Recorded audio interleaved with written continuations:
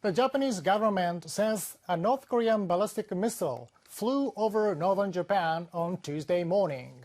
Officials say it traveled for about 20 minutes over a distance of about 4,600 kilometers before it fell into the Pacific Ocean outside Japan's exclusive economic zone.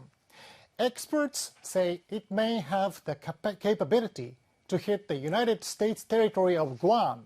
This is the 7th time the North has fired a ballistic missile over Japan, but it was the first in 5 years, and people in the country were caught by surprise during the busy morning hours.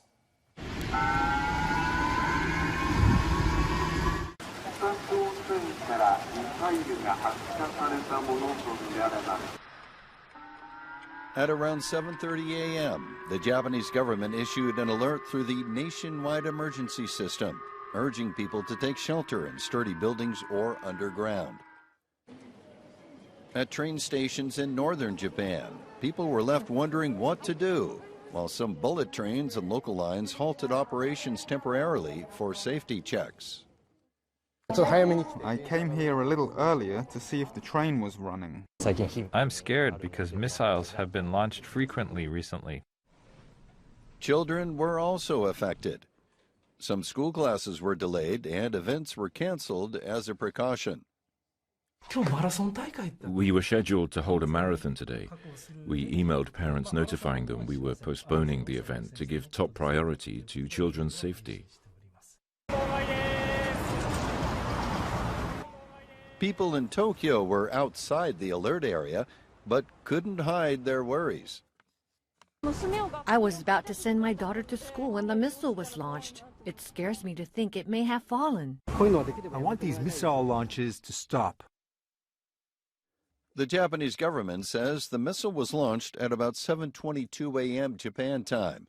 Defense officials say it flew for about 4,600 kilometers, a record range for a North Korean missile. They say it reached an altitude of about 1,000 kilometers before falling into the ocean about 3,200 kilometers east of Japan. They believe it was capable of flying further than an intermediate-range ballistic missile.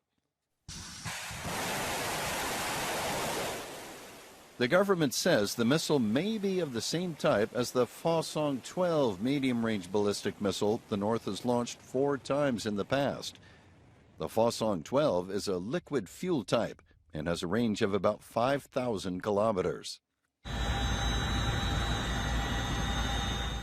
The United States and South Korea held a joint military drill in the Sea of Japan in late September. North Korea condemned the drills and escalated its missile tests. Pyongyang launched 4 ballistic missiles in a week beginning on September 25th, and a total of 23 this year. Japan's prime minister said he instructed officials to thoroughly collect and analyze information and cooperate with allies. We strongly condemn the launch as an outrageous act. Japan's defense minister called North Korea's actions a serious challenge for the international community, unilaterally escalating provocations and threatening peace and security. It is totally unacceptable for Japan. We lodged a strong protest against North Korea through our embassy in Beijing and condemned the country in the strongest terms. A former vice admiral of Japan's Maritime Self-Defense Force told NHK it must be assumed the missile is capable of carrying a warhead and could reach part of the United States. The missile's flight distance is significant. It's said to have traveled about 4,000 kilometers. With that kind of range, North Korea has shown that it can reach Guam.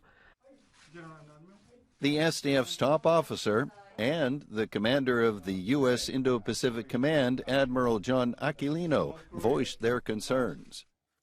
It is a serious challenge for the international community and a grave and imminent threat to the country.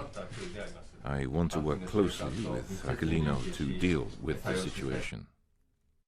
We have been in constant communication based on the latest multiple volleys of missiles from the DPRK. And we strongly condemn the destabilizing activities that are in violation of the United Nations Security Council resolutions that put all of our people in danger. South Korean President Yoon Song-yeol has also harshly criticized North Korea. Pyongyang's reckless nuclear provocations will face a resolute response from our military, as well as our allies and the international community.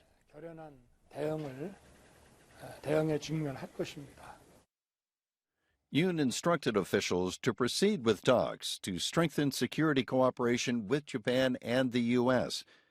South Korea's defense ministry expressed the view that North Korea may go ahead with the launch of an ICBM and conduct its 7th nuclear test.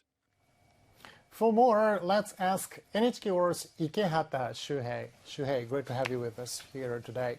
So you were our sole bureau chief when the North conducted its last nuclear test along with missile launches, and you have been following the developments. Yeah. So what is the North Korean leadership trying to gain this time by firing a missile a record distance? Well, North Korea's development of nuclear warheads and missiles has been used as leverage against the U.S., but today's launch seems to be an especially strong message against the Biden administration. Although the missile flew over Japan, as a former Japanese vice admiral has pointed out, North Korea's major motive is probably to show they can reach U.S. military bases in Guam. Now, Guam has come in focus before between the U.S. and North Korea. It reminds me that in 2017, when tensions were running high between Kim Jong-un and Donald Trump, the North threatened to fire missiles into waters near Guam. So I wouldn't be surprised if the North repeats a similar warning following today's launch. Right, and the threat of ballistic missiles gets serious when they can carry nuclear warheads.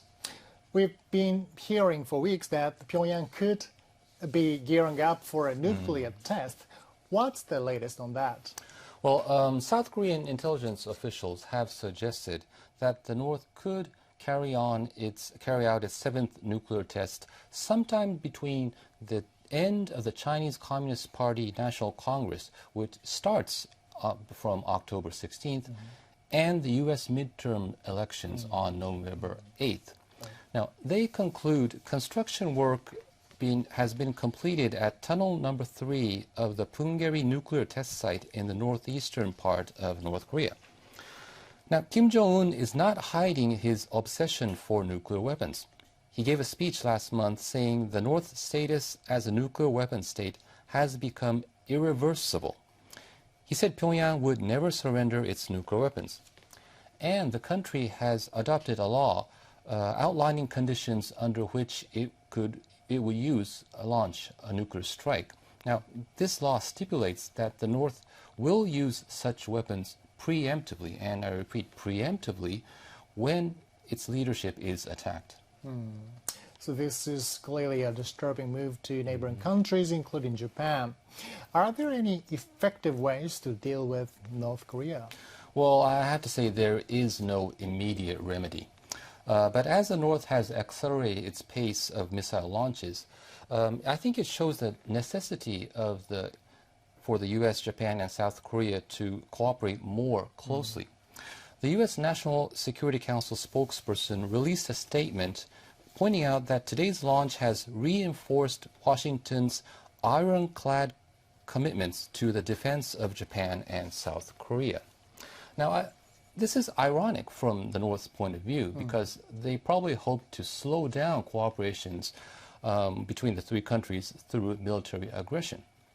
For the short term, we may not see any signs of talks between Washington and Pyongyang, but as missile tests by Kim Jong-un are provocations against the U.S., at the same time, they are also signals that he wants attention from Washington. So at some point, we might see a sudden shift by the North from aggression to dialogue. Ikehata Shue, thank you so much.